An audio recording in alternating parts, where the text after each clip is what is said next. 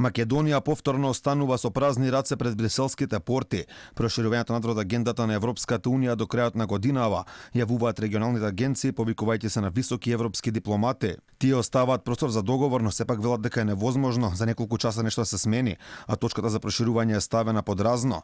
На самот ден пред Министерскиот совет, нов бараш од Бугарија и покрисите отстапки од Македонија се бара уште. Бугарскиот претседател Румен Радев бара да се признаела историската вистина. Нашите брати од Република Северна Македонија. Нашите браќа од Република Северна Македонија треба да станат членови на Европската унија, но тоа мора да биде со искоренување на антибугарската реторика, говорот на омраза и објективното признавање на историската вистина, што мора да стане неповратен процес.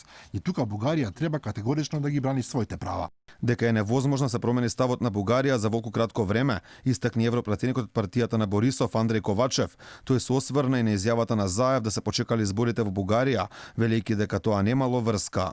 Македонската страна се обидува да најде секакви изговори. Бугарските избори немаат ништо заедничко со нашата заедничка историја. Сите политички партии се на исто мислење.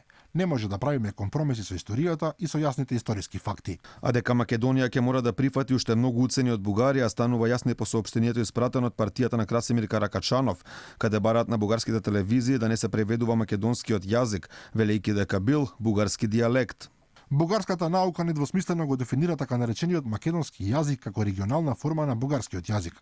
Тоа е позиција и на Институтот за бугарски јазик при Бугарската академија на науки. Освен тоа, официјалната политичка позиција на Бугарија во текот на целото независно постоење на Македонија, потврдена и од договорот за пријателство, добрососедство и соработка од 2017 година, е непризнавање на така наречениот македонски јазик.